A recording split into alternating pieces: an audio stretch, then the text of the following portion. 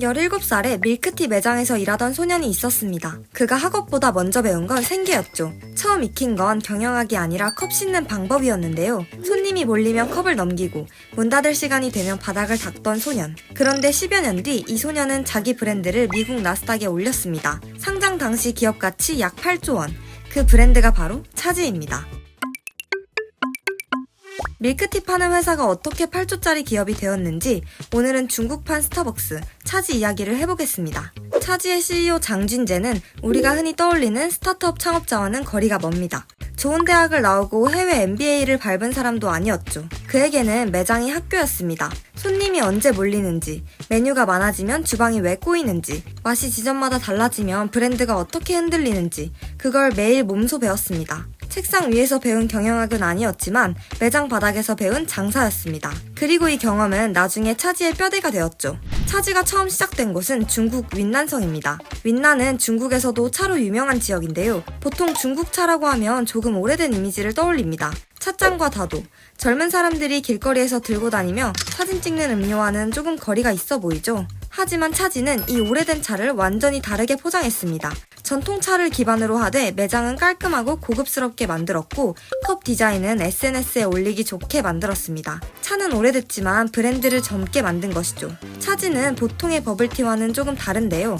핵심은 원형 밀크티, 쉽게 말해 찻잎을 기반으로 한 티 라떼입니다. 펄을 잔뜩 넣은 디저트 음료라기보다 차의 향과 우유의 부드러움을 앞세운 음료에 가깝죠. 차지를 두고 중국판 스타벅스라는 말이 나오는데요. 로고를 봐도 묘하게 닮았습니다. 스타벅스는 초록색 원 안에 사이렌을 넣었고 차지는 빨간색 원 안에 중국 경극의 인물을 넣었습니다. 둘 다 음료 브랜드인데 컵이나 찻잎 대신 상징적인 여성 캐릭터를 전면에 세운 것이죠. 물론 그대로 베꼈다고 말하긴 어렵습니다. 하지만 소비자가 봤을 때 원형 로고, 중앙인물, 프리미엄 음료 브랜드라는 조합 때문에 자연스럽게 스타벅스를 떠올리게 되죠. 하지만 차지가 스타벅스처럼 커질 수 있었던 이유는 스타벅스처럼 보였기 때문이 아니라 맥도날드처럼 운영했기 때문인데요. 차지는 메뉴를 무작정 늘리지 않았습니다. 핵심 제품군을 티라떼에 집중시켰고 재료 구성도 비교적 단순하게 가져갔죠. 차, 우유, 시럽. 재료 관리도 편하고 직원 교육도 빨라지고 매장마다 맛을 비슷하게 맞추기도 좋아지죠. 여기에 자동화 장비까지 도입했는데요.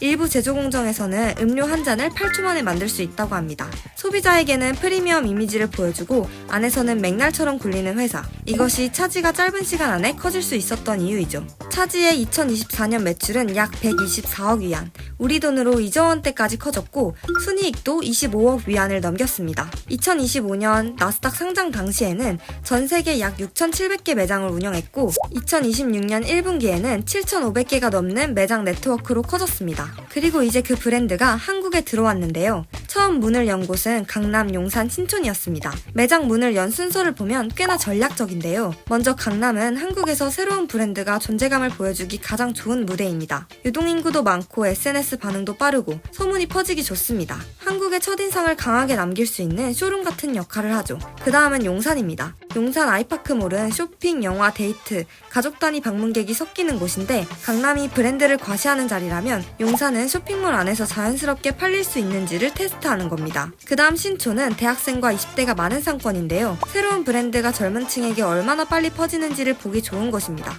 차지는 곧이어 역삼과 시청으로 확장했습니다. 역삼은 강남 오피스 상권인데요. 사람들이 점심을 먹고 커피 대신 밀크티를 마실 수 있는지, 오후에 사무실로 들고 갈 음료가 될 수 있는지를 확인하는 곳이죠. 마지막으로 시청이 가장 흥미롭습니다. 시청은 직장인만 있는 곳은 아닌데요. 관공서, 회사, 호텔, 관광객, 그리고 점심시간 유동인구까지 섞인 서울 도심 한복판의 혼합 상권입니다. 차지 입장에서는 오피스 수요와 관광 수요를 동시에 볼 수 있는 자리이죠.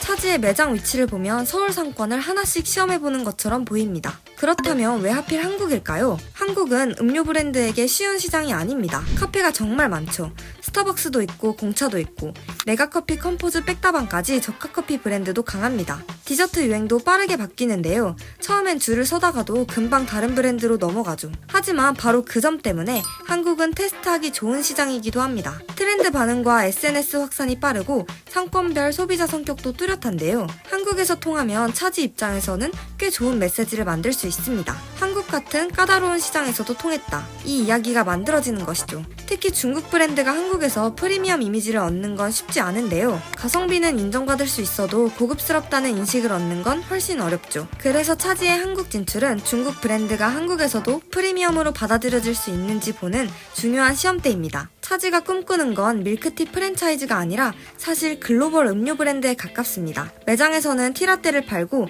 집에서는 캡슐이나 전용 제조기로 마시게 하고 편의점과 마트에서는 병에 담긴 차를 파는 큰 그림을 그리고 있죠. 스타벅스가 매장 밖으로 나가 캡슐 커피와 병 커피를 팔았던 것처럼 차지도 차를 일상 곳곳에 깔아두려는 겁니다. 물론 성공이 보장된 건 아니죠. 처음엔 궁금해서 갈 수 있습니다. 새로 생긴 브랜드니까. 장원영이 맛있다 하니까 한 번쯤 마셔볼 수 있겠죠. 하지만 중요한 건 그 다음인데요. 한국에서 오래 살아남으려면 핫플이 아니라 루틴이 되어야 합니다. 특히 한국은 커피 루틴이 강한 나라인데요. 이 자리에 차지가 얼마나 들어갈 수 있을지 관건이죠. 그리고 중국 브랜드라는 이미지도 넘어야 할 산입니다.